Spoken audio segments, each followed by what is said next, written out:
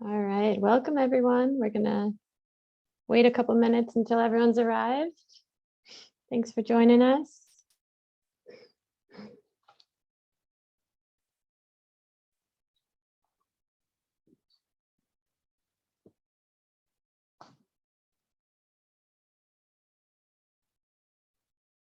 Yeah, please feel free. You can already start using the chat if you want to say hello. Tell us where you're joining in from today. We'll give it one more minute and then we'll kick it off because we've got a full program today.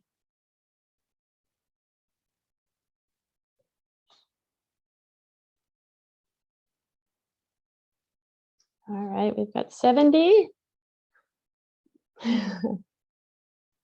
We had more than 200 people register for the webinar, so we'll see how many show up today. And Ben, should we kick it off? Yeah. Yes, I think let's do it. Yeah. Let's do it. For those that showed up on time, let's get going. And thank you already for the people who are using the chat and saying hello. That also makes it feel like we're a little bit more together. So thanks for that. Good morning, everyone. Good afternoon. Good evening. So thank you for joining today for the webinar, Reshaping Sport and Development. I'm delighted, or we are delighted to welcome you all here on behalf of the International Platform on Sport and Development, Sport and Dev, which many people know, and a range of global partners who are with us today. My name is Marissa Schlenker, and I'll be moderating this webinar with my co-host Ben Sanders, Senior Consultant at Sport and Dev. Before we go any further, we'd like to go over a couple of basics, actually 4 basics of leading a good webinar. So first, you'll note that the webinar is being recorded. Second, we ask that you obviously keep your microphones on mute. That will just lead to a better webinar for all of us. Third, use the chat, as many of you already are. So super you can field questions, you can pop comments, questions, and then we'll try to get to some of them during the webinar. What's really important is also, this is a virtual space, no discrimination is allowed, so no hate speech. We're very aware of that, so please be respectful of everybody here.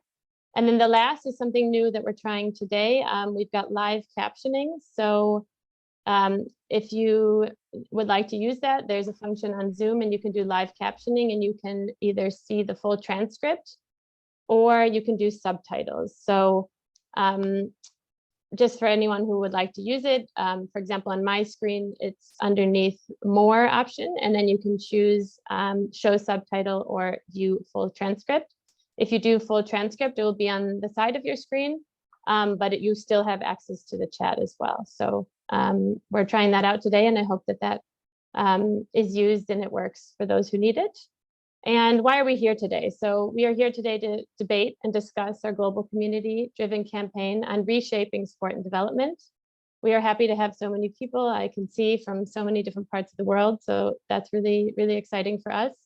And with us today, we also have an inspiring set of practitioners and policymakers and thought leaders. So we'll hear from them during the 90-minute webinar. And how will we proceed during this webinar? So just to give everybody kind of a plan for this 90 minutes together. We will kick off with opening remarks from Mr. Marius Dietrich from the Federal Ministry for Economic Cooperation and Development. And then we'll hear from Ms. Whoopi Scheffler from the International Table Tennis Federation Foundation. Both of these organizations have supported this campaign from its inception. We'll then move into a panel discussion with experts from Team Up, Waves for Change, and Sokubu University. And each of these presenters all authored articles, so as part of the Reshaping Sport and Development campaign. And then we will provide a space for Q&A. So this is why feel free to post your questions in the chat from the audience. And then we will hand over at the end to Mr. Nasir Al-Khoury, Executive Director at Generation Amazing, to kind of highlight some key action points as we move forward. So with that, I will now hand over to Ben, and he will provide an overview of the campaign and then introduce our guest speakers. Thank you. Great, thanks so much, Marissa, and welcome everybody. It's wonderful to be here. It's great to see so many familiar faces, but also some new audience members, really representing the breadth and the depth of the sport and development movement. Before I introduce our guest speakers, I would like to provide some background to our campaign on reshaping sport and development that many of you have contributed to. We launched this campaign in 2021 with a range of global partners, building upon feedback from you, our global community, that sport and development needs to be more inclusive, more diverse, and more equitable. So while we know that sport can play a vital role in contributing to the SDGs and promoting equity, access, and inclusion, many challenges remain. These have been exacerbated by COVID, and much work remains to be done to ensure a level playing field. So not only are these inequalities prevalent in our societies, but they also exist within sport and development. We know that women, persons with disabilities, LGBTQ plus persons, individuals from low and middle income countries, marginalized groups, and many others are underrepresented in leadership and decision-making and have less influence on policy and program design. We know that the sport and development sector can be too north-driven, too Anglo-centric, too male-dominated, and more. And we also know that these inequalities have been exacerbated by the COVID-19 pandemic, the climate crisis, and other crises. These inequalities were always there, but they have got worse over the last few years. So clearly the time for redress, the time for change is now. And so this is why Sport and Dev and partners launched the Reshaping Sport and Development campaign. This built on a previous campaign, Reimagining Sport and Development, that we ran in 2020 at the height of the COVID pandemic.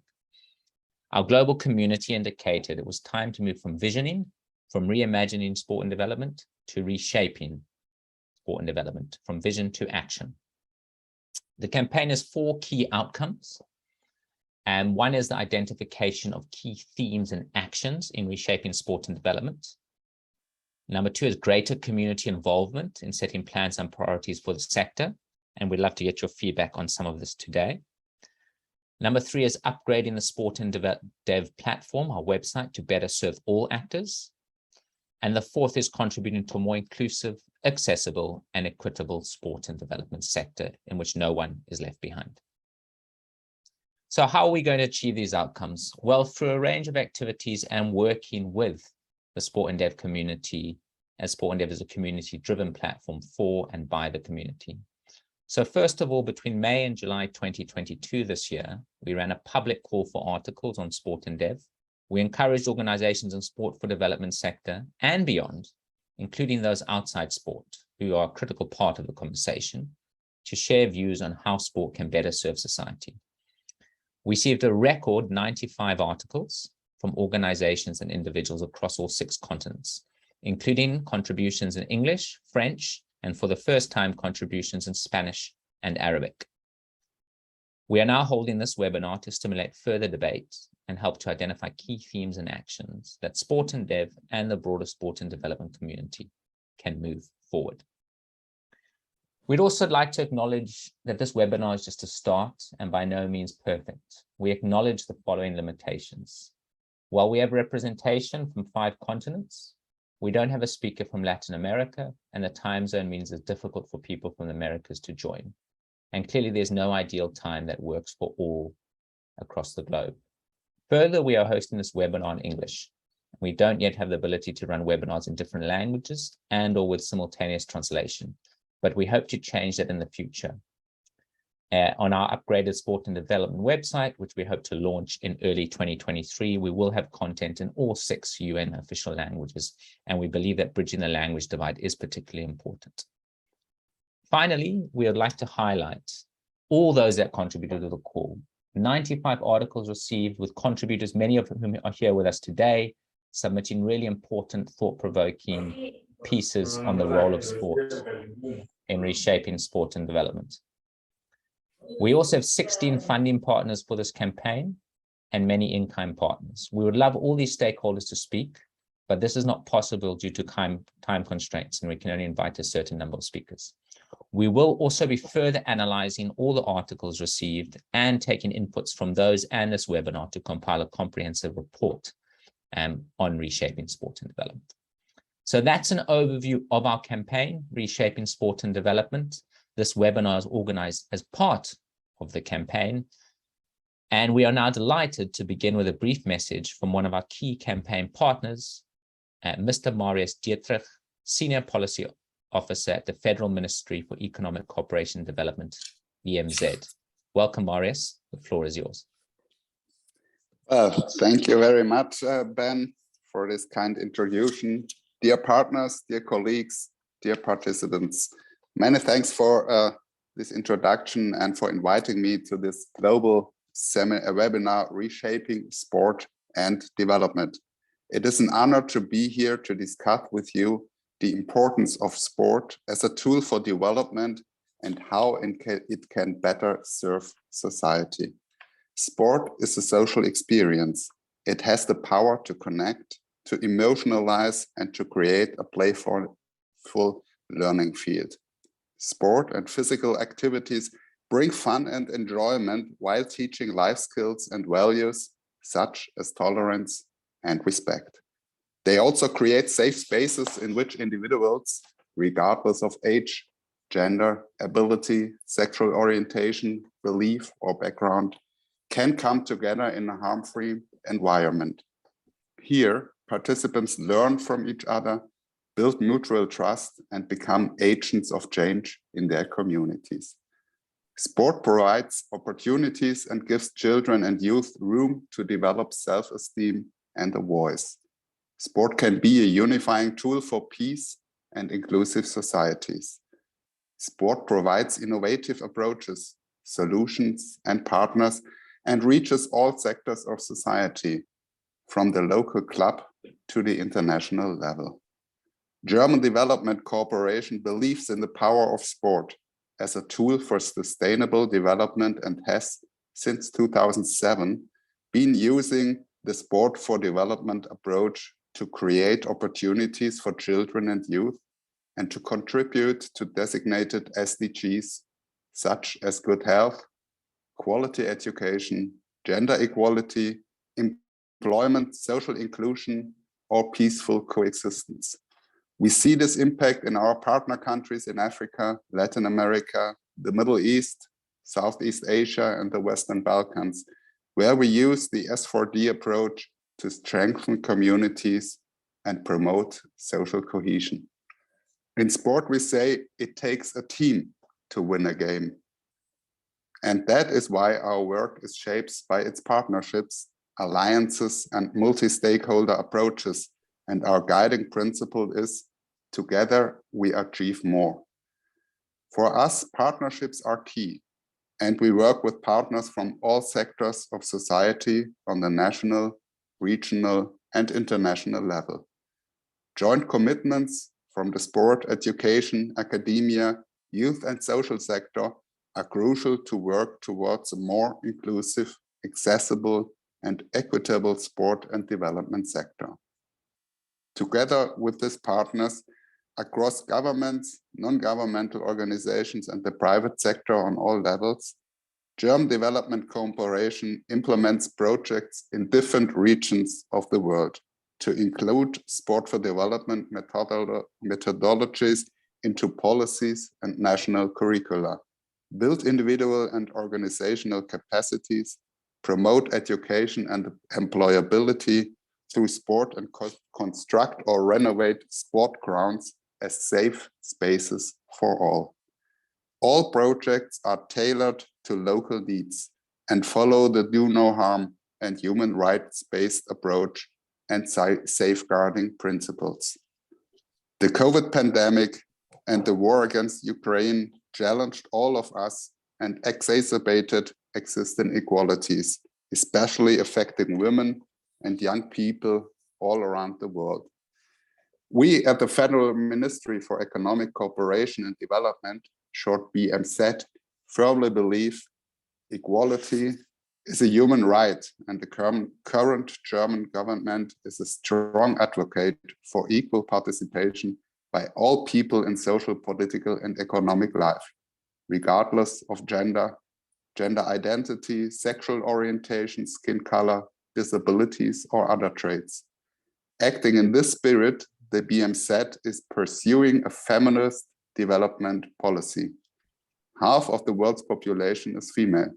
That is why the BMZ takes care in all its development activities to actively address gender inequalities and explicitly promote women girls, and other marginalized groups and ensure their equal participation, also through sport.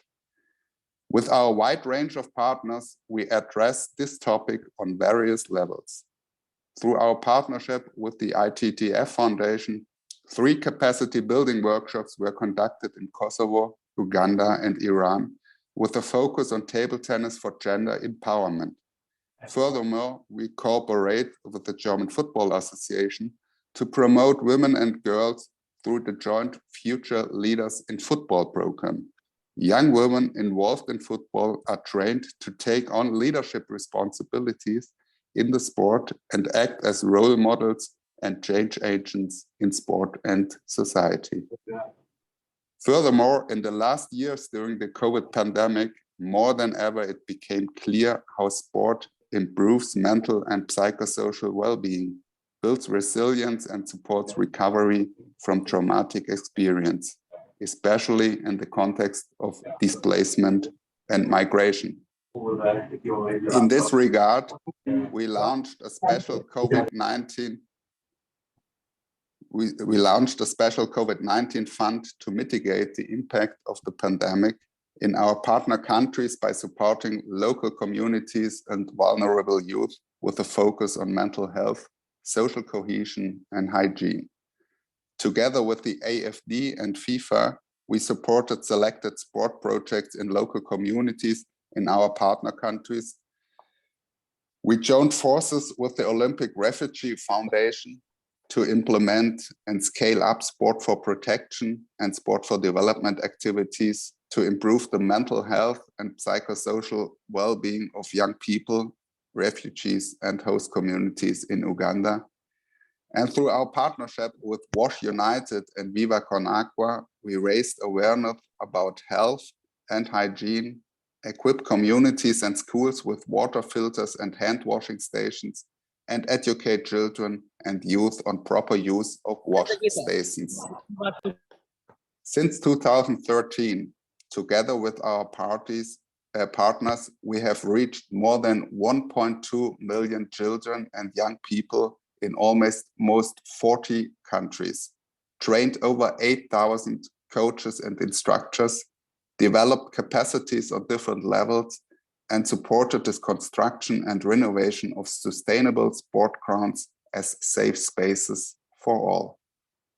And this engagement will continue.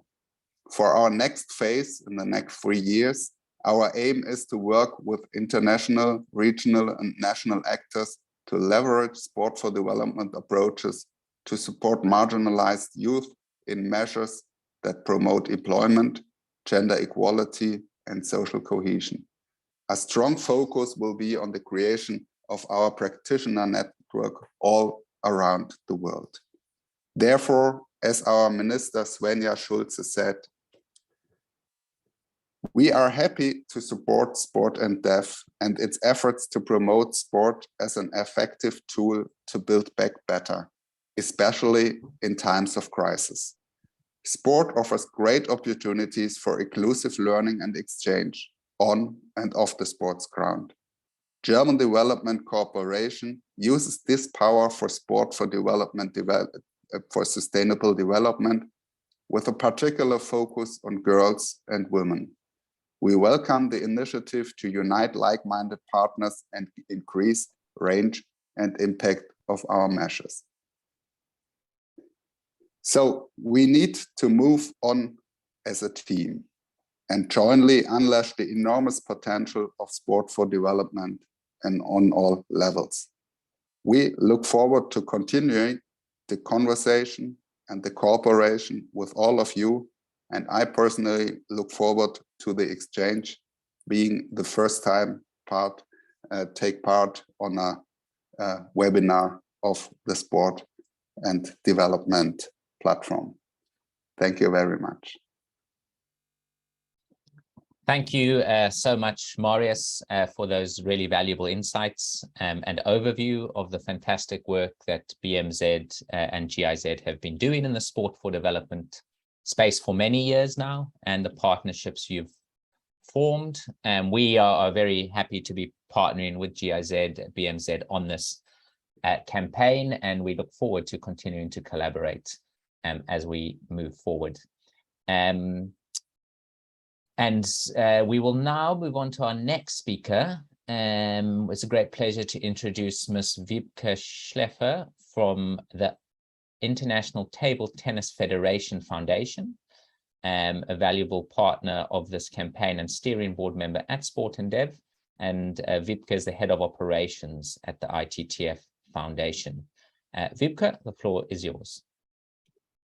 Thank you very much, Ben, and good morning, good afternoon, good evening for everybody. Thank you very much for inviting us here to be here and to present a little bit about the ITTF Foundation and how can sport, in our case, table tennis, can better serve society. I have prepared a small presentation and I hope you can all see it, and I will put it on the main screen if I find, yes.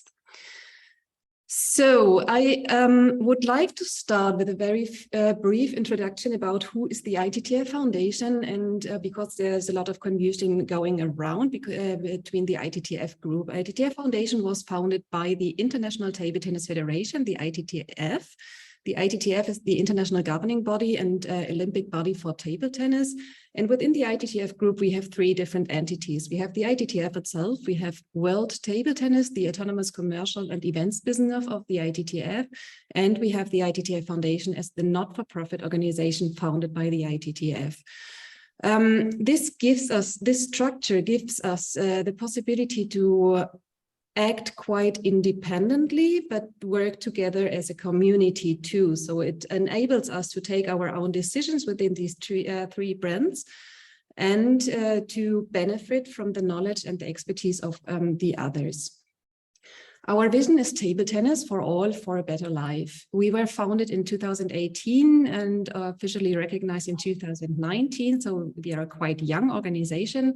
And since our beginning, we started to align all our projects and all our programs by the UN SDGs. So we were founded in a time where the UN SDGs already were quite active in the world, because this wasn't the case a couple of years ago. So we really could start working towards the achievement of, or towards our contribution to the achievements of the UN SDGs. I would like to start with a brief scope of what we do. We use the power of table tennis to deliver sustainable social change.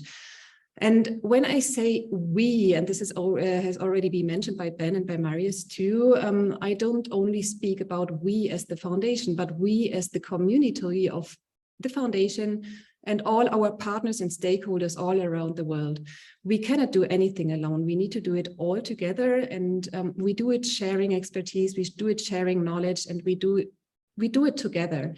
So what we do in the foundation, we are a funding organization at some time, until some point.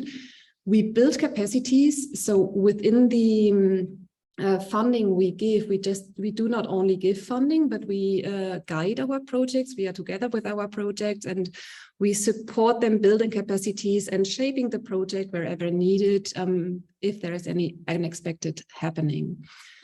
We inspire. We really use our webpage and our social media channels to inspire people and to share knowledge and to share best practices. We innovate and we pilot projects in order to inspire others to follow the example. So we don't do all this work alone. Of course, we do it with a lot of partners all around the world. And last but not least, we lead. As we are the Table Tennis for Development organization worldwide who leads all this approach. I won't give you an overview of all the different programs and projects we do, but we'll focus on two of them. So we have different programs. One of the programs we have is the TNT Dream Building. So we want to build dreams through sport. Currently, we have 17 projects within this program we are supporting on a long-term basis. And you can see there, I know it's very overwhelming, this page, this slide, but you can see there many different SDGs we are working to. Just to name a few, good health and well-being, gender equality or climate action are some of our key areas we are working towards. So, as mentioned, I would like to give you two project examples. One project example is a project in India called 10 June, and the project itself is called Table Tennis for Early Life, Social Ecological Responsibility. So it's about climate action, target 13.3, build knowledge and capacity to meet climate change. So what's the role of table tennis here? Table tennis is used as a tool for education on climate change. Table tennis is used for knowledge building. Table tennis is also used for employability.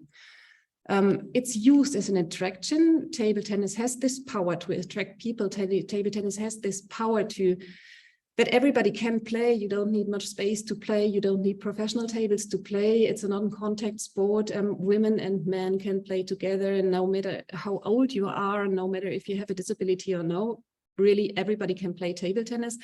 And I think you know it yourselves, when there is a table, people used to play. They grab the rackets and they just play and have fun. So this attractiveness of table tennis is used to gather people and to educate them on climate change. The intended outcomes of this project is behavioral changes, including sport activities. So it's not only about climate change, it's also about getting active and being healthy. It's about modifying climate change towards climate action, change livelihood landscape operating through bamboo. They use a lot of bamboo. Bamboo is growing very well there. And they shift focus to green jobs. You see the picture there. This is the basis for a table tennis table made out of bamboo. And this can be used afterwards as social business to sell these kind of tables. Every project, and this is what I mentioned at the very beginning, we guide our projects, we are together with them. They need to report on a very frequent basis to us, and this helps us to understand better the ongoing procedures in the project. And one of the challenges they face is actually that there is a high table tennis demand from project participants. You might say, hey, but this is normal. But the project, at the beginning, they wanted to focus on climate change. They just wanted to have table tennis as attraction. And now they got the demand from project participants who want to become better players. So they need more expertise in coaches. And this is something, as we are aware, we can help them shaping the projects to have this part included into their project. So coming to the next project, this is another project example from Ghana. It's called Edu Drive. This is a two-step project to use table tennis as a tool for education for children from impoverished communities in Accra in Ghana. So two-steps projects means they have table tennis lessons, mirrored table tennis lessons, and they have afterwards, they have scientific lessons on maths, English, and science. And participants of the project, they have about 200 participants from poor backgrounds, and they can participate in all these classes, both in table tennis and in school classes.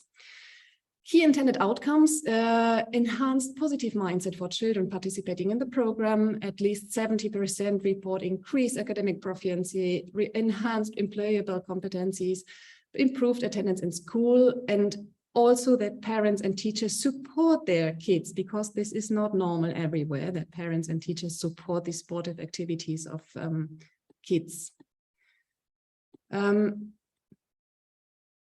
Data collections tool used, as I mentioned before, this guidance and this being together with the project is very, very important for us. They need to report on a monthly basis. You might say this is a lot, it is a lot, but this enables us to be with them together. And then from time to time, we do a survey with participants. Until now, we only have this participant survey because the project is still undergoing. So, and you can easily see the numbers. I won't read all of them. The project is, from a participant's point of view, very, very successful. But of course, there are areas for further improvement. Within the participant survey we had the questions of, do you think playing table tennis and Edu Drive can help you get a job? You see there 74%, that looks great. But if we focus on job and we see the next question, why do you play table tennis and Edu Drive? You see 119 participants answered that they want to become a professional player, meaning they want to work as a professional player. Of course, we hope everybody could live for table tennis and through table tennis, but this is not very realistic for all the participants in the project, of course. And this survey now enables us to work on this and to see, okay, where do we need to improve in this project together with our project partner. And last but not least, I would like to give you a small, only one also. Of course, we have many partnership examples. A recent partnership, as already mentioned by Marius, between the IDTF Foundation and the German Agency on International Cooperation. Thank you very much, Marius. This was a very, very good partnership. I think it was a quite short one, but a very successful one. The partnership, the project we developed together with capacity building workshops on table tennis for development and the development of a handbook for table tennis for development. So as mentioned already, we were in Kosovo, in Iran, and in Uganda doing these workshops. And you might see it as a partnership between a German institution towards a German institution, but really the impact of this partnership reached the world, and we now have this handbook on table tennis for development, which I'm sure can be used also by other sports. And GIZ already has many, many interesting resources on sport for development. And this is an additional resource now. And yeah, it's a very good and a very fruitful partnership, which started very small, but had a huge impact all around the world.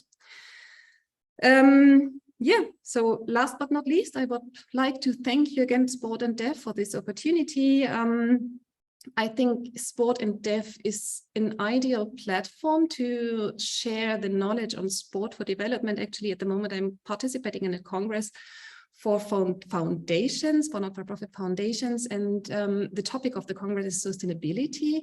And the three main points discussed during this Congress, and I think this is very important also for our community here in the Sport and Dev community, is, as mentioned by Marius and Ben before, the community is important. We only can really produce social change or any change if we work together.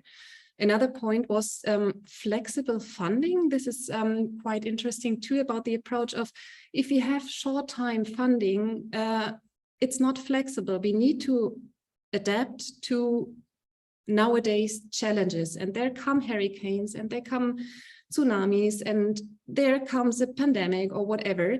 So if we are more flexible in funding and we enable more long-term funding also for our projects and include ourselves, the projects are able to work better and to serve society much better, because they are much more confident that they have the funding for the next year too.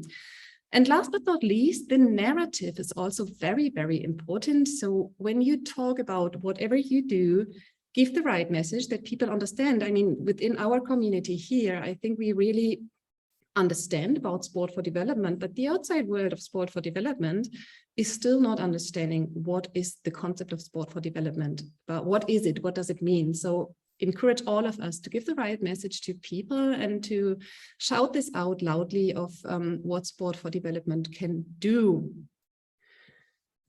This one I will do very quickly. So we are an organization, just to summarize, that supports where needed. We build capacities for a sustainable future. We innovate, we inspire the world, and we lead by professionalism and best practices. So thank you very much again, and handing over again to Ben.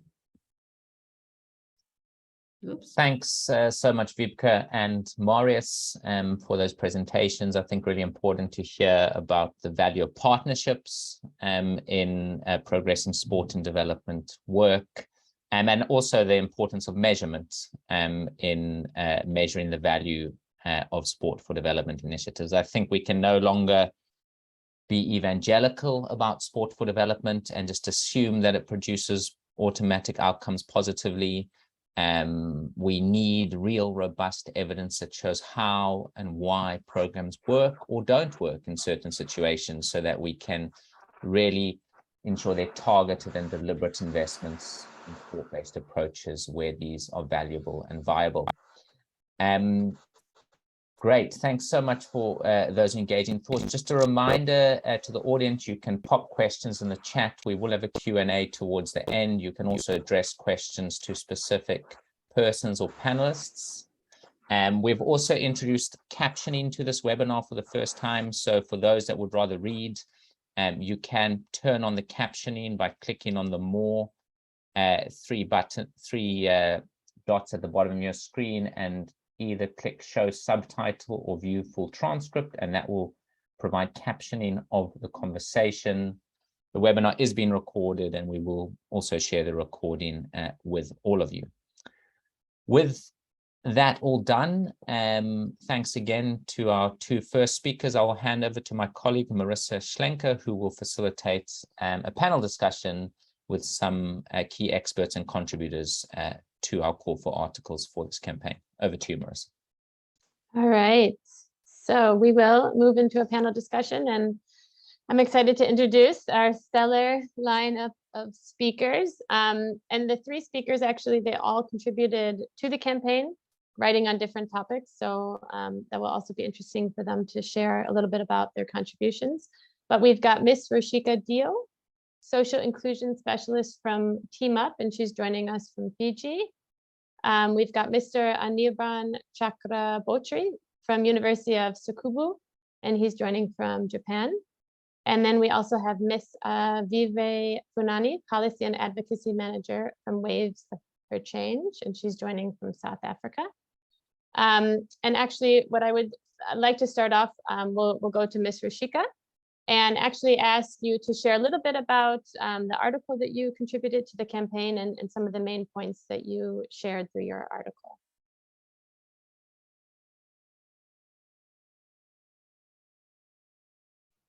Thank you, Marissa. There you go. Hi, there you go. Welcome. Thank you. Bula Vinaka, and hello, everyone. As Marissa mentioned, my name is Roshika Deo, and I am part of Team Up based in Fiji.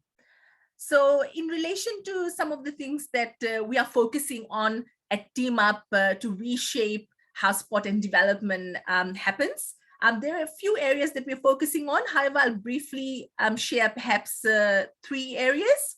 So intersectionality, decolonization, and using a partner-centered, culturally relevant monitoring, evaluation, learning, and research, or MERL, as we all know, process. So beginning with intersectionality. So when we embed intersectionality into our work, it is important to recognize that intersectionality does not only mean about the discrimination arising from the intersection of the different social identities or categories.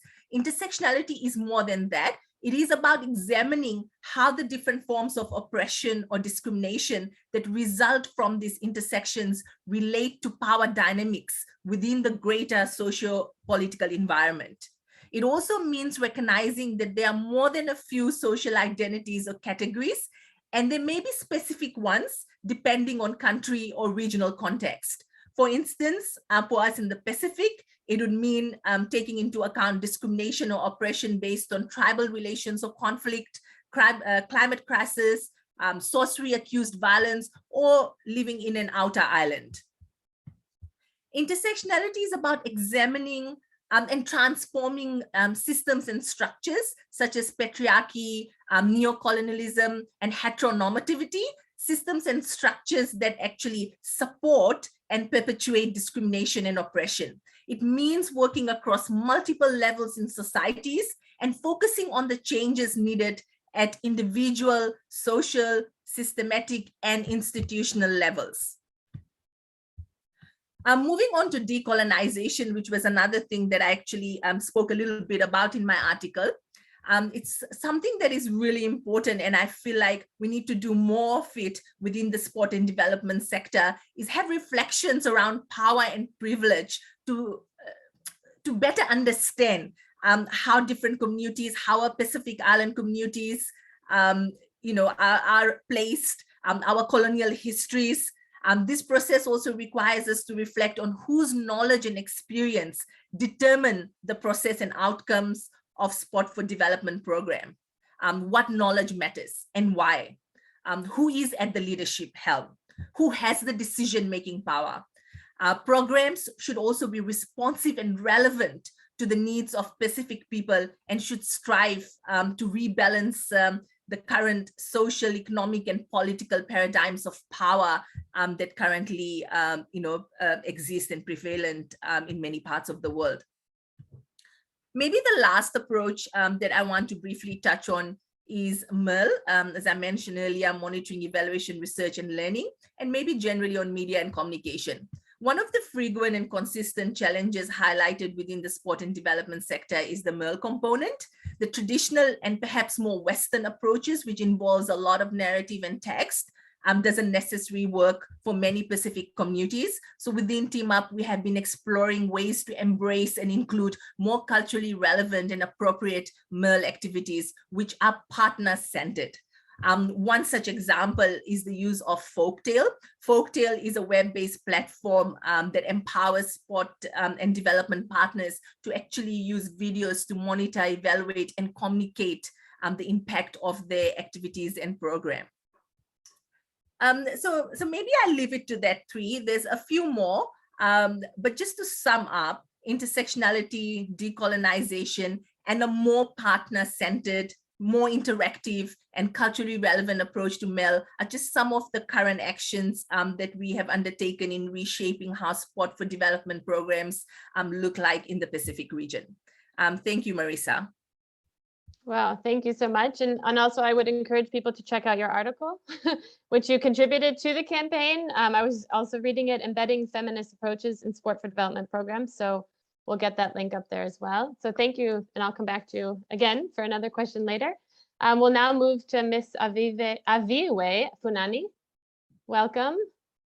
Hi, Marisa. Hey, how are you? Thanks I'm for joining. good. How are you? Thank you for having me. Good, good. Actually, would you mind starting off with telling a little bit about the article that you shared, Sport for Mental Health in Africa, and sharing a little bit about the article which you shared to the campaign? Yeah, perfect. So I think I'll just start with an introduction of Waves for Change. We are a mental health intervention that uses surfing in South Africa. Our program is based on a fundamental of evidence-based research that just gives more accreditation in terms of the benefits of surfing towards mental health or well-being. So the article that I wrote, I co-wrote with a member, a colleague that is in the South African Federation for Mental Health. And what we focused on is how in countries like South Africa, where we have a budget of less than 5% of the health budget dedicated to mental health, how it is that members who live in communities that are vulnerable and are exposed to repeat trauma are actually in more need of mental health services, and however, mental health services are still very costly and inaccessible. So through this article, I advocated for the use of sports intervention and community-based interventions for people living in vulnerable communities, but also in a country or a continent like Africa, where community is at the heart and center of different cultures. It's important that when we have things like mental health conversations that are still stigmatized, that are still taboo, that we tap into culturally appropriate interventions. So community is at the heart of what we do at Waves for Change. And that was one of the suggestions that I put in this article, that it's important to have culturally and community-based interventions when it comes to mental health. But not only that, that we can have conversations around mental health that are child-friendly, that are not intimidating, and that people can relate to them in a language of their own. For example, if I start up a sports program or soccer program, it's not like sitting across a therapist, where it can feel intimidating, especially if you come into that space and you're not a first language English speaker, which in most cases we find that a lot of therapeutic services are provided in English. And so we found that this really works at Waves for Change, and we're advocating for that. And we're really grateful that articles like this can be submitted and Sports for Development can really champion the work that we do. And also not only using surfing, but also other community programs. For example, this year, Waves for Change has started a program where we are training other community-based programs around the Khayelitsha area, which is one of the township communities, very vulnerable community here in Cape Town.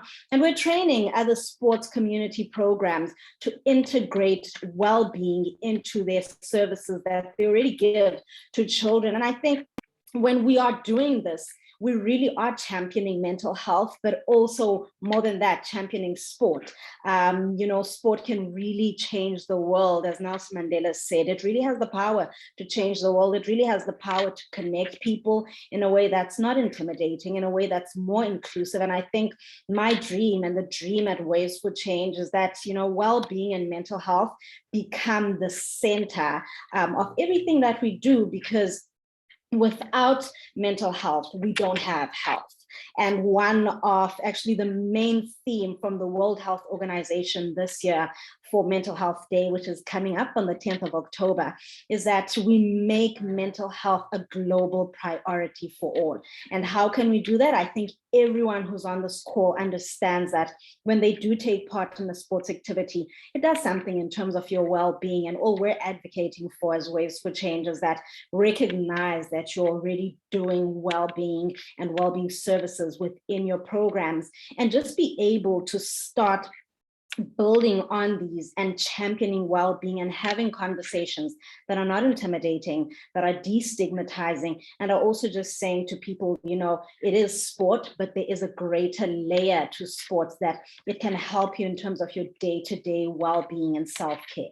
So that is the article that we wrote. I saw the link being posted. Thank you so much. And please do read that article. I will also post the link to the Waves for Change website, where there are way more research articles, more evidence in terms of the work that we do in terms of sport and pairing together with well-being, and also the evidence that bases what we're doing and actually the positivity that it brings in terms of your holistic health. Thank you so much. Thank you. And yes, make sure everyone please check out her article and all the other resources on Waves for Change website. Thank you for your contribution. We'll actually move on to Mr. Anirban, and I would love welcoming you. Let's see. Can you hear me? Yep, one sec. I want to make sure you're spotlighted for everybody. All right. There you go. Hi. Yeah, same as with the other two speakers. Please share a little bit about your contribution, the need for evidence and advocacy in sport for development. Yeah, thank you so much. Thank you so much for inviting me. Currently I'm a student in the University of Tsukuba. It's Tsukuba International Academy for Sports Studies. And while I was here, I've worked in the sport for development space for 5 years in India for Dream a Dream. And while I was studying in one of the subjects taught by one of the professor called Daniel Boyce, and he spoke to me about what are the other side of sport for development, right? We talk about the power of sport. Even Nelson Mandela talked about the power of sport, but how do we measure it, right? How do we talk about it? And I feel that's where one of my favorite writers, Fred Coulter, he talks about that. We always argue that less emotionally about sport, because we think that emotionally about sport, it's all about winning medals for country, or about So it involves winning a medal for the country, or country hosting international events. And also there's an implicit assumption that sport has inherent development properties for participants, which means that there is an assumption that just by playing sport, they see development in participant. What Coulter argues is that sport automatically does not have those properties, but it has to be integrated, and that's what I wanted to propagate through my article, was that it's important that how we design the program, right? From the short-term development to a long-term development, the aim of the program should not be just about bringing in participants, but also about thinking about how we can develop key skills like life skills, or be it social outcomes like citizenship, mental health, education. And that's where I feel it's important. And if you go through all the articles as well, they've spoken a lot about different evaluation, monitoring and evaluation methods. And evidence is important, right? If you talk about sport for development and power of sport, great. But what are we doing to measure it, right? And how do we also advocate for that? And one of my co-author, Tanmay Mukherjee, he also talks about advocacy. How do we also talk about what evidences do we have and how do we propagate it to the world? And I think that's what currently we need to work on as a community, sport for development community, that how do we measure the impact of our program, and how do we carry on with that. And a lot of I've seen some of the articles talk about like Tackle Africa, Glaser Australia, who talks about yarning circles and Aboriginal research methodology, right? I think that's amazing. You find ways to monitor and evaluate what you're doing. And also, it's not just about measuring impact. A lot people would think about, oh, you know what, it's a lot to do, but then you learn from that. You measure these what is the impact, and then you bring back to the your program and improve your program, right? And if something is not working, you change it or improve it in that way. I think that's something which I would like to propagate through this medium, that please invest in monitoring and evaluation, and also advocacy, because that's very key. Of course, your program is huge and everybody's doing fantastic work. But yeah, it's time that we invest more as a community, and maybe find a space where we can all share knowledge with each other, and also create benchmarks for monitoring and evaluation methods to see how we can create an impact where we say, okay, sport for development space is creating this kind of impact, and take that into action. Thank you.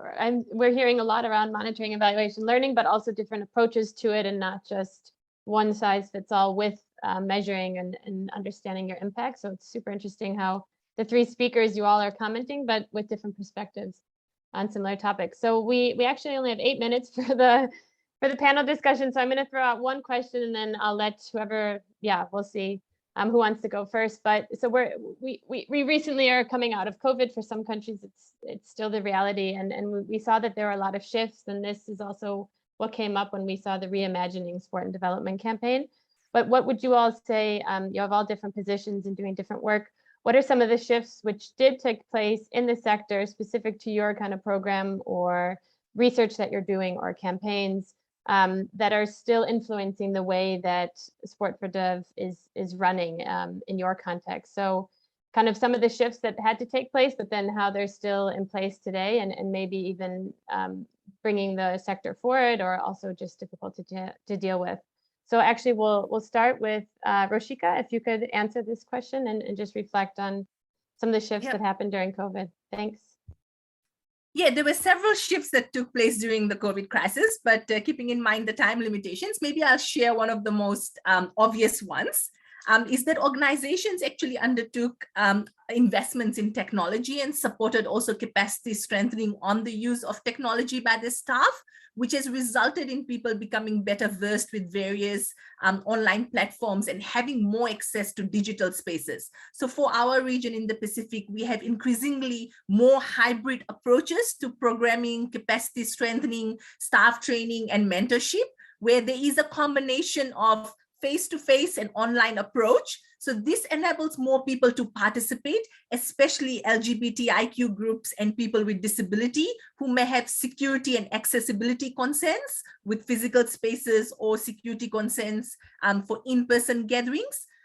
Furthermore, there is a wider and more inclusive decision-making as more stakeholders are able to be included through these hybrid forums.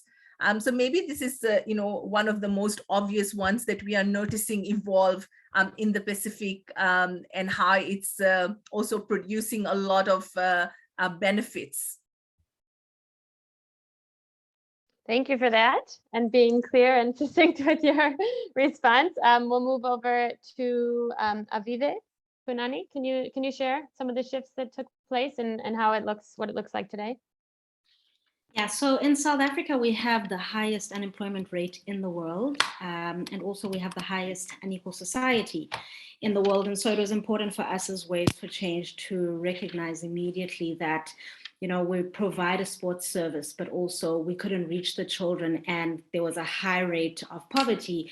And we had to adapt our program and speak to funders and donors, and seeing how we can actually provide things like food packages to support the families that we work with, because in a country where there's high unemployment, high poverty rates, it doesn't touch base with people, it doesn't connect if we're only saying we provide a sports program and we give you these well-being tools. So we had to really meet the needs of the people that we're working with, and also building deeper relationships with the communities through the parents that of the children that we service.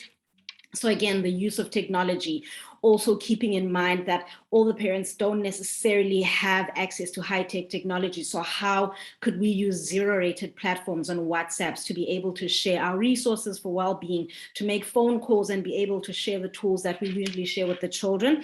And then also the adaptation and translation of our programs, and seeing it, like I said, shared on WhatsApp, shared on other websites, shared with other community-based organizations like I already spoke about earlier, and also having these translated. So it really has been an opportunity for us to tap into spaces that we had not necessarily begun to reach because we're based on the beach. And I think with COVID, it really gave us an opportunity to stretch our nets as an organization and actually see that, you know, what we do is not limited to the beach. Nice, thank you for that. And then I'll pass it on to you, Nirban, if you can make your comments.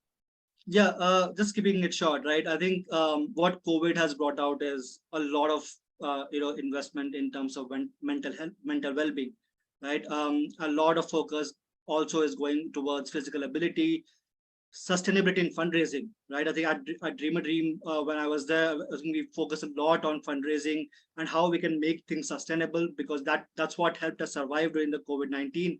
But it's very important that COVID has brought down the uncertainty that, you know, what happens if something like this happens and how do we change it, right? I think the focus is more on how we can create a sustainable fundraising in that way, value for grassroots sports. I think grassroots sports become super important, how you invest in grassroots sports, addressing inequalities. I think COVID has brought inequality into the front stage, and how do we address it? Also the social business structure. I think a lot of organizations are starting to focus on social business structure, on how they can use sports as a tool for social business. Evidence-based approach. I think one of the comments Claire also was talking about, a lot of more focus was on Western-based approach in terms of evidence creation. But how do we in this global South also try to build evidence, and how do we invest on that? So I hope that more donors start to invest and build capacity in organizations in terms of evidence-based approach, and also long-term behavioral change. So I hope that I think COVID has brought out these kind of very important changes, and hope that it becomes sustainable and people start more investing on more evidence-based approach, so that, you know, a long term we can see the impact and how impact is shown on the ground as well. Thank you for the three of you, and don't go anywhere, because I think Ben is gonna ask some questions directed to you all, so I'll hand it over to Ben. Great, thanks Marissa, and thanks Aviwe, Anirban and Rashika for those really valuable insights. We're now going to open it up to questions for the audience. There's a couple I see in the chat that I will ask. I also see one hand raised, so feel free to type any questions in the chat or raise your virtual hand, and we will get to the panelists. Or if you've got questions for the previous presenters, Marius and Vibke, feel free to. I see Marius has already responded to one comment or question already. Also, just to say, I think some really valuable discussion there. I think the importance of M&E is critical, and this has been made ad nauseum in sport and development, but we need better research. We need more robust evidence of why programs work, how they work, where they work, and for whom. We know some projects work for some people in some places sometimes, but we don't have enough evidence of impact at scale. And if we want to scale our work, this is critical. Anirban, you'll be delighted to know Fred Coulter is on this webinar and has heard your stirring rise for M&E and the value thereof. And it is also important that we look at participatory and indigenous approaches. to collecting evidence and data that originate in the global south. We know the sector can be too north driven. That is not only in policy and funding, but also in the generation of evidence as well, which is not always easily transferable. The points on climate change are critical, probably the greatest crisis of our time. And we are hoping Sport and Dev in the coming months to do a call for articles on sport and the environment, as well as a webinar on this topic, because it is critical that sports organizations play their role in both protecting and promoting awareness of the need for environmental sustainability. And finally, just to say the social business and sustainability side remains critical. We're really happy to have formed a partnership with the UNIS Sport Hub, actually where my colleague Marissa works, where we will be creating a sport and social business section on the Sport and Dev website with resources and tools so that organizations can potentially generate their own revenue and or move into the social business space. So those are just some updates from our side. I will now open it up for comments and questions. And also, we would really love to hear the audience views on what you've heard today. We don't have time to feature every contributor to the call for articles. There were 95 articles, or every partner or anyone who has supported this campaign. But we would love to hear people's thoughts on what they think is the one key thing that could reshape sport and development. So I'm going to type a question into the chat, and we would love to hear your views on what you've heard today. And if you could recommend one priority for reshaping sport and development, what would it be? Take 2 minutes to write your comments in the chat, and we'll analyze them and consider them for our report. So you can write those comments for the duration of the rest of the webinar, and we will take them into account, because we would really love all of your views to be forefront and center here. So now I will move on to questions. There is one question for Rashika from Norman Brook, which is, how are recipient countries in the Pacific given a voice in decision-making around S4D programs and funding alongside regional powerhouses such as Australia control most of the resources? So over to you, Rashika. Thanks, Ben. So I think for us in the Pacific, relationships, partnerships, and the people that work on the spot for development programs, they are the key, the key features in ensuring that the recipient countries are present in these power spaces, that the recipient countries and Pacific Islanders are negotiating, they're negotiating in these power spaces and are able to also articulate and speak for themselves in terms of how they want these programs to look like and how they expect the funding to look like. So maybe elaborating a little bit on relationships. Establishing and nurturing the relationships, not only with the Australian government, but with the key people within the Australian government, within the Australian aid sector, and also having partnerships with other key organizations. So they, as rightly mentioned, Australia is a powerhouse in the region, and they fund a lot of programs beyond sport for development. So as an example, they also fund quite a lot of women's rights organization. So one of our strengths would be in terms of the partnership that we have with the women's organization, so that the voices of the recipient countries are amplified. Amplified to Australian aid, amplified and articulated in terms of the funding need, the requirements, and how this program should look like. Who should be involved in this program? What would be, the kind of knowledge that is used and produced as a result of this program. So constant negotiations, occupying these spaces, and having Pacific Islanders in these spaces. I think that's really key for us, making sure that we have created the space, we are sharing power, and they are involved directly in terms of articulating, and then of course, the partnerships and the relationships. Great, thanks, Rashika. Thanks for that comprehensive answer. I see we did have a raised hand from P. Abu Bakr Barrow, who I believe has just rejoined. Would you like to ask a question?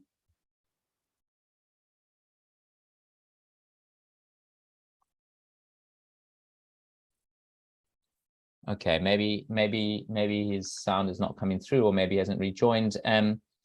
I will then, there's been a general question asked here. It's not directed at a specific panelist, but it is from George Osoya, who says, can a framework of critical questions help social entrepreneurs design more ethical business models under sports for development? So maybe Anirban and Aviwe, maybe if you guys could just respond very briefly to that.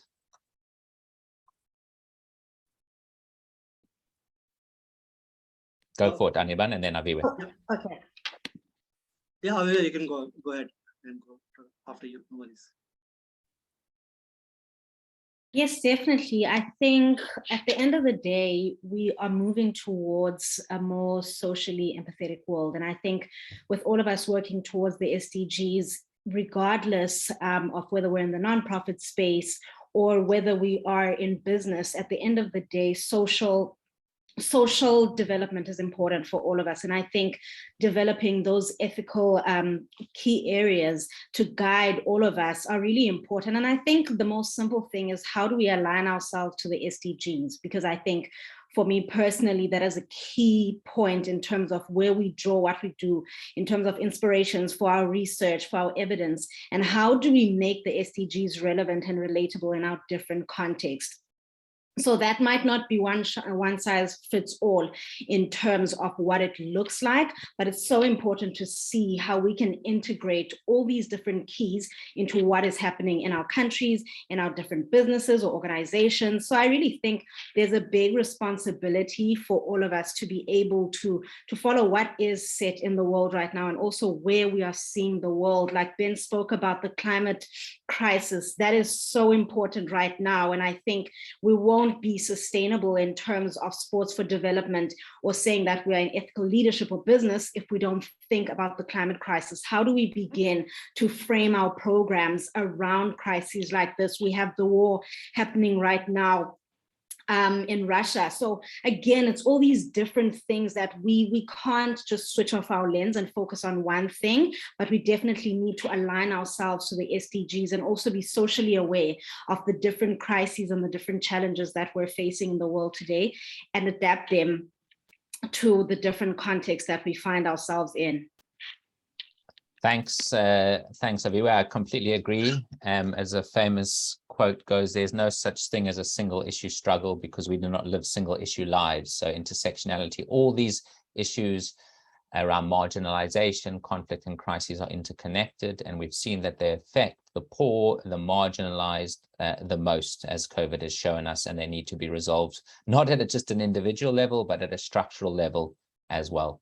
Anirban, over to you. Just to remind everybody that we would love to also ground source your views, the audience, on how we can reshape sport and development. One priority, if you could please just type 1 minute into the chat. I'm putting that back in the chat now, and we would love to get your thoughts and analyze those as well in terms of how we can improve the sector moving forward. Over to you, Anirban. Thank you, Ben. So I think for me, what I have seen from my experience as well, I think it's very important to have a need assessment, right? What the community needs. Now, if a community does not need, for example, say a sport-based program, and if you're going to go and implement it, it's not going to work, right? But it's very important to go to the community, reach out, and also speak to them that, okay, what's the need, and do a need assessment for that. And that's where the framework, when we talk about the framework of critical questions, it's very important that how do you want to see that community grow? How do you want to see the impact in future? Because if you don't have those questions, it will be very difficult that, okay, you do the activity, but there is no outcome, right? And it's very important that once you frame those activities, once you design the activities, it should lead to an outcome. So how do we design those activities so that it reaches that outcome, and how do we measure that? So I think that's where, when we talk about an ethical business model, it's very, I think one of the panelists also shared about the bamboo. She showed about the bamboo in bamboo requirement in India. I think that was very powerful because that was the requirement of the community, right? And how do we then design a program that makes sure that, okay, it addresses the community needs, but also leads to a positive outcome, right? And then you find out, okay, this is how it is, and this is how you measure it. So for me, that would be a framework that, reach out to the community, understand the community, and then please do understand the outcomes of it, of what you want to measure from it, be it mental well-being, be it education, be it climate change, anything, but the design has to lead to a specific outcome-based model. Yeah, thanks. Agreed. Logic frames, theories of change, program theories are critical and often absent in programming. Thanks for that. We have a question from William Aptera. What channels can we use to access sport support for refugees? Thanks, William, for the question. We actually have a lot of content on Sport on Dev on sport and the refugee response as part of our partnership with UNHCR. So I'll just ask my colleague Paul to respond and share some links to some of those resources. We've also just launched a call for articles on using sport to respond to forced displacement. So hopefully that will respond to your question. William, I see Kenneth Masaba has got his hand up. And Kenneth, if you could just quickly, we're running out of time for the panel discussion, but if you could quickly provide your question or input, the floor is yours. Thank you very much. Thanks for meeting everyone here. My name is Kenneth Masaba. I've been following Sport and Dev articles and reading articles, reading paperwork, and following a lot on media, on the websites and Facebook, Team Up and everything.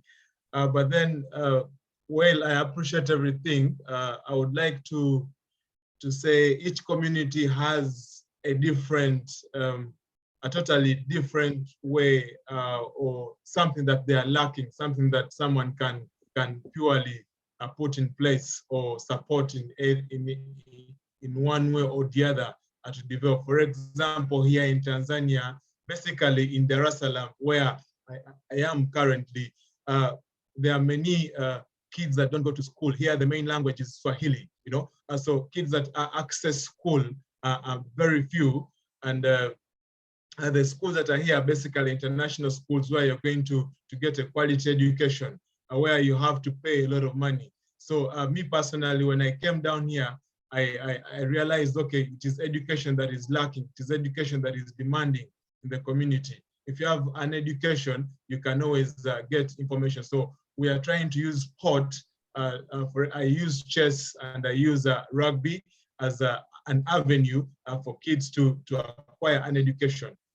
We partner with Don Bosco, an organization, a non-profit organization that is offering education, offering sport access to communities that are not able, or kids that are from poor families, to acquire an education, skilling that is vocational, and then also do practice their sport. So I think Sport and Dev has really opened up eyes, and I've gotten a lot from different speakers, from the different panelists, from other colleagues on the platform. I think let us not look only into these things, but then my suggestion is we can look at capacity building programs that help with the coaches, the instructors, the volunteers, to know that when I'm approaching a community, I have to do this 1, 2, 3, so that I can fit in and I can make sure the goal is achieved. Thank you. Thank you very much. Thank you very much, Kenneth, for that comment, and I'm glad you found so much value out of that. And I would also draw your attention to some resources that are available. We put them in the chat, but we've developed a massive open online course on sport for sustainable development with the Commonwealth and the Australian government. It's free, it's open access. It's a 4-week course. We've had over 5,700 learners join it, and it contains real guidance on how to design, deliver and measure sport for development policies and programs, how to develop a theory of change, a logic model. And we've also developed a guidebook with the Japan Sport Council, which provides similar guidance on how to bridge this divide that exists between policy and practice We know there's great policies at governmental level, at intergovernmental level, but how do we actually make this happen in practice? I see there's some other good questions, including one from Tim Lakawa on, do we have data on how much money is spent per child in a given S4D project versus money spent on a sport for development M&E expert? I don't think we're going to have time to get to that just because we're running out of time now, but I think it is critical that sport for development organizations budget for M&E. We know M&E is often under budgeted for. We know it's often not resourced well in organizations, and funders have to come to the party to properly resource M&E as well as programs, of course, in their funding models. Thanks everyone for putting in their thoughts as well on how we can reshape sport and development. Some wonderful contributions in the chat. So please continue, if you haven't yet, just to input into the chat, what would be your one priority for reshaping sport and development? And we will include these in our analysis of this webinar, the call for articles, and into a final report. So I'm going to close up the questions and answer session for now. Thanks again to all those who asked questions and our panelists. I'll now hand back to Marissa to introduce our final presenter from Generation Amazing. Thank you, Ben, and thank you everyone for all your contributions. It's going to be very important to include everything in the final report, so thank you. So yeah, for the last 15 minutes, we are going to welcome first Mr. Nasir Al-Khoury. Let me make sure that we spotlight you first. Hold on a sec. Well, there you go. Thanks. Hello, welcome. Hi, Marissa. Hi. Okay, so you are we're excited to have you here, the Executive Director at Generation Amazing, the legacy program of the 2022 FIFA World Cup in Qatar and led by the Supreme Committee for Delivery and Legacy. So to start it off, could you give a brief overview of the legacy program of the upcoming 2022 FIFA World Cup? Sure, yeah. So first of all, I would like to say, thanks to Ben and the Sports for Development, team for inviting us to this webinar. And, we're very pleased to be part of this discussion and also to be partners on this, important campaign with Sports and Dev. Generation Amazing basically is the human and social legacy focused organization that was launched in 2010 at the very early stages of Qatar's bid for the FIFA World Cup. And GA operates our sports for development programs that are aligned to the United Nations Development, Sustainable Development Goals and the Qatar National Vision 2030. We promote sustainability, inclusion, gender equality across all programs and everything we do, and we do have a equal split in terms of a number of boys and girls that enroll in our programs. And that's something that we stress and focus on throughout, everywhere that we work in. And GA has a unique methodology that utilizes, again, the power of football to empower crucial life skills, including communication skills, leadership skills, teamwork, compassion to the youth and to the beneficiaries in these communities. And since we launched Generation Amazing, we've collaborated with key partners. And I think this is something that was touched upon as well earlier in kind of the remarks that Marius gave in terms of the creating strategic alliances and partnerships, and that's been key to Generation Amazing over the last 13 years in reaching the 1 million lives of young boys and girls in over 35 countries that we've been able to roll out football for development programming in. So I think, yeah, that's something that definitely is a key area of focus for us. We try to not reinvent the wheel, but work with strong partners to complement and kind of create a wider, bigger impact in communities that we work with. Our football for development curriculum is adaptable to the needs of the communities that we work in. We target specific issues of the communities. One example of this is, recently with the Afghan crisis, with the evacuations, Qatar stepped in. Our Ministry of Foreign Affairs was supporting and actually operating the airport in Kabul and evacuating a lot of, vulnerable groups from Afghanistan to Doha. And what we did is we created a safe space within the accommodation facility. That's actually a World Cup accommodation facility. We created, we supported the young Afghans with, Arabic and English lessons, psychosocial support, trauma counseling as well. We worked with an amazing organization called RTI, which is now it's based in the UK, but their focus is trauma and looking at refugees and kind of focusing on trauma relief.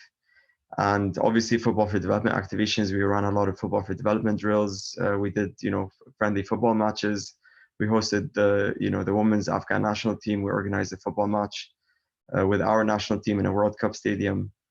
And basically this is one example of how GA has put the people's needs kind of at the front and foremost of everything that we do. And as a foundation, we strongly stress on kind of this approach in terms of conducting a needs analysis that informs our programming. And this is something that I think was mentioned a couple of times by a couple of people on this webinar as well.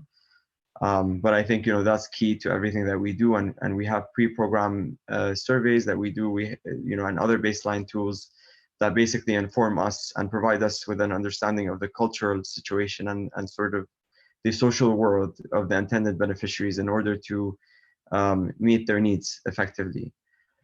And I think this is one of the the key takeaways. I think that we during this webinar, I think this is something that I would say as an action point, a call for us all is promoting the authentic collective actions and identifying key themes and actions which must involve, multi-stakeholders, discussions and conversations across the sector with all sort of, community members, whether it's beneficiaries themselves, whether it's coaches, whether it's schools, teachers, parents as well. And I think just to again shed light on the World Cup and 2022, Qatar has put legacy at the front, at the forefront of policy aspirations, using the World Cup as a vehicle for transformation and kind of using that as a vehicle to kind of also expedite reforms. So over the last 13 years, we have not only positively impacted people's lives, but we've also built strong partnerships globally. We currently work in 35 countries, as I mentioned. We have an agreement and a partnership with CONCACAF, and starting to work with the 41 member associations over the next couple of years, leading up to the World Cup United 26, which is going to be in the US, Canada, Mexico, looking at also mega sporting events and how mega sporting events can shed light and can look at sort of a legacy from a perspective of how can sports for development benefit a wider community as well. So one example that Generation Amazing has been doing over the last couple of years is the Generation Amazing Youth Festival. This is something that we organize on the sort of in parallel to any mega sporting event that we've been hosting over the last couple of years. Qatar has hosted numerous mega sporting events like the FIFA Clubs World Cup, the Arab Cup last year. This year we have obviously the World Cup coming around the corner in around 50 days. So the Youth Festival is something that we organized, and it's all about celebrating and kind of promoting sports for development, capacity building. We bring youth together from different parts of the world. A lot of our beneficiaries and youth ambassadors get to attend the mega sporting event, but also learn about the importance of sports for development, using SDGs, how can they be agents of change in their communities, and how they can be better global citizens. So I think the sports for development sector historically is known to have characteristics of power imbalances. This is something else that I would like to bring up on this webinar. Power imbalances between resources, mainly a lot of the resources are based in the global north, and the recipients of those resources are based in the global south. So there's that kind of imbalance that, you know, we have been able to, you know, over the last couple of years also try to acknowledge these imbalances and kind of how, you know, reshaping, you know, those imbalances and what that looks like as well. So, you know, we've launched another strategic partnership with the International Federation for Red Cross and Red Crescent. You know, we worked with 4 countries with national societies of Red Cross and Red Crescent: Iraq, Uganda, Myanmar, and Argentina. And, you know, we've built capacity on the ground. We worked with the national societies to build local coaches that were able to deliver interventions looking at, you know, football for development, but also generally sports for development, and, you know, leadership skills through sports for development and capacity building. So, you know, again, I think, you know, this is something that, you know, again, to go back to the role of, you know, again, strategic partnerships, alliances are key. And I think this is something that has been mentioned already. We're also going to be hosting at the end of October a regional leaders in football summit. This is in partnership with GIZ and also the GDB and the DFB as well, with QFA, our national Qatar National Federation as well, in partnership with Qatar Foundation. So this is going to be in the lead up to the World Cup, but the idea is that it's a regional summit to, again, you know, build capacity and looking at gender equality and empowering women in the sports for development sector. And I think just to wrap up, you know, this campaign, you know, has shown something that we fundamentally believe in, and again, you know, working in strong partnership with organizations in sort of the most meaningful way to achieve collective goals. To look at UN SDGs is a common thread that we all kind of, you know, look into sort of, you know, feeding into. But I think also sports has, you know, sports for development programs accelerate the achievement of UN SDGs as well in a lot of ways. So I think that's, you know, that's also an amazing, you know, transformative power of sports that can bring people together to achieve collective goals. And Generation Amazing has, you know, equally invested in providing educational content as well in the sector, also, and, you know, to the beneficiaries in several languages, and supporting capacity building and raising awareness around, you know, the global issues. You know, we've built a football for, you know, we've built a e-learning platform that looks at, you know, football for development. We have a course that's available online. This is soon going to be open, and it's going to be an open education resource for anyone in the world that wants to enroll in a course and, you know, learn more about football for development. And what we're doing is we're working with a lot of partners to develop these units and to kind of expand as well. So currently, obviously this was mentioned as well during the webinar, mental health is a big challenge since COVID and the disruption with schools and kids. We've developed a unit that we've designed and kind of worked on in partnership with WHO, the World Health Organization, our Ministry of Public Health as well. And that's going to be sort of something that we're going to be announcing in the next few days at the WISH conference, which is the World Innovation Summit on Healthcare that's taking place in Doha next week. And, you know, I would just finally like to say, you know, I think this is a call for us, you know, that we should, you know, not reinvent the wheel, but rather look at sort of an audit of platforms and sort of to understand what available existing resources are out there and how, you know, essentials, you know, hosted by platforms, particularly, you know, platforms that, you know, can provide equal opportunities for, you know, again, people with different languages, people with different backgrounds, etc., across the board. So, you know, we're looking at, you know, Arabic, English, Spanish, and we're expanding as well. I think that's something that Ben mentioned as well. There were a lot of articles that were submitted in other languages, including Arabic, which is great because I think in this part of the world, in the Middle East, there's a lack of awareness around sports for development. It is growing, but it's a new sort of field that a lot of, you know, NGOs are now sort of looking at, but it's not sort of there's not a lot of online resources that are sort of, you know, vetted that can be used as a baseline or standards for people to implement sports for development, you know, programs. And I think this is something that will, you know, grow over the next couple of years. And working collectively as partners through the campaign, we can share effective practices and kind of demonstrate greater community involvement. Servicing the needs of any community requires us to operate from a motto of nothing for us without us. I think this is something that's really important as well, in terms of promoting respect and kind of local knowledge and incorporation of such resources. And I think these are ways that programs become more sustainable in a way, and kind of we create social sustainable impact in communities.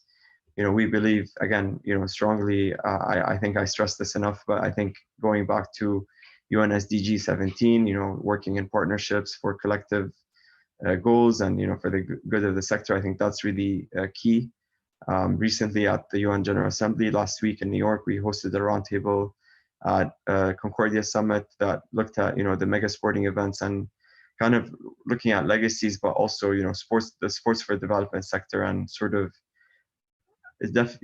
a common thread and common sort of issue that came up, or not issue in a way, but like thing that something that a lot of the partners around the table mentioned, and I think this was mentioned also on the webinar, is narratives and communications, and the piece around the human impact stories, and storytelling generally is something that we should focus more on in terms of telling the stories of the people's lives that have been impacted by sports for development programs. I think this is something that is key, both from a donor perspective for businesses that want to support the cause and want to support the sports for development sector. I think this was mentioned earlier as well, is that there's not enough awareness around what sports for development means, and I think this is something that through communications and strategies around comms, this is something that we can tackle and look at. And also the monitoring and evaluation is something that was brought up as well during the call,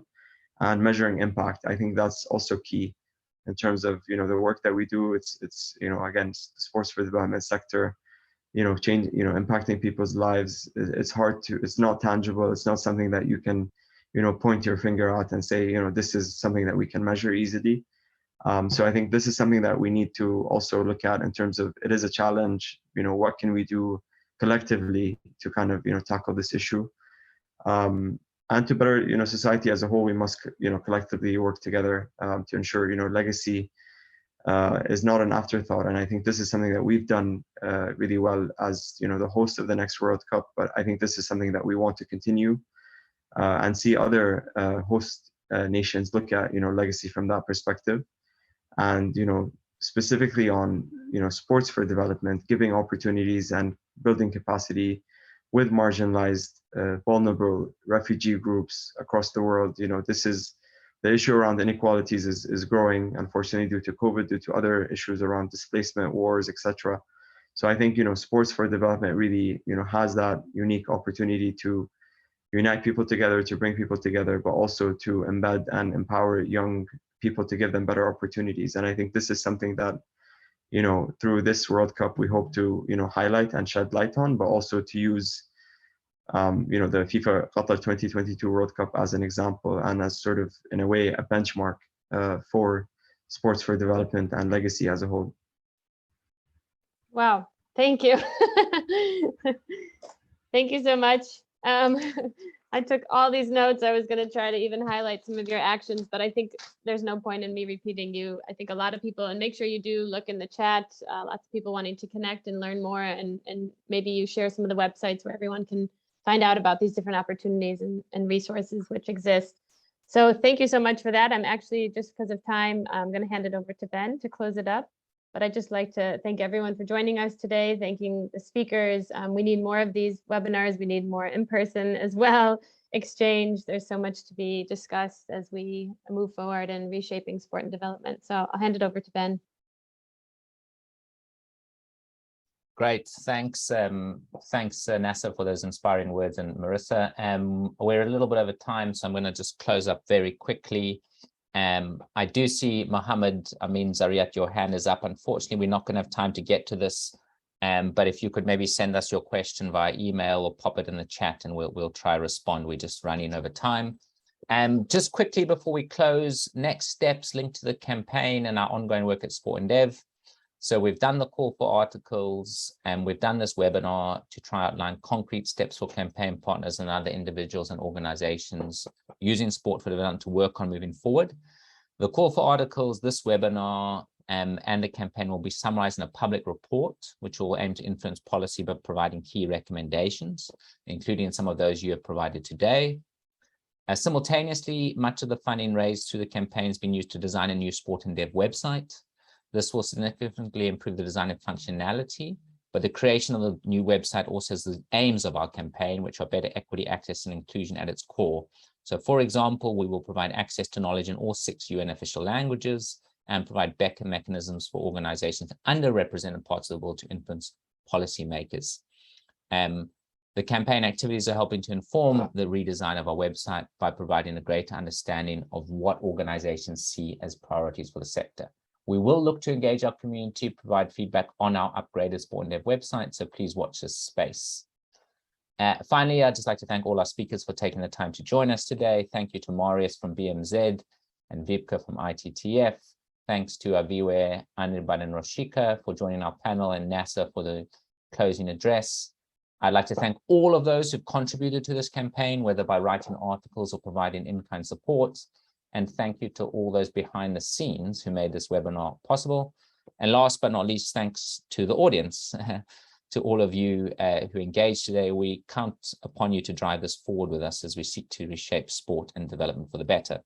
We will share a recording of the webinar in due course with you all.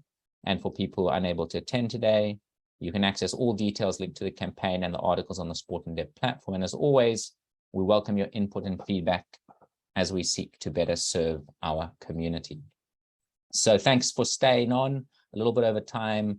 As we close up, we'd like to take a group photo. So if you're comfortable turning on your camera very quickly, my colleague Marissa will take a group photo, and enjoy the rest of your day wherever you may be in the world. Thank you very much. All right, here we go. Ready? 1, 2, 3. Got it. One more, and 1, 2, 3. Thank you. Bye-bye, everybody. Thank you, everybody. Goodbye. Have a good rest of your day. Thank you.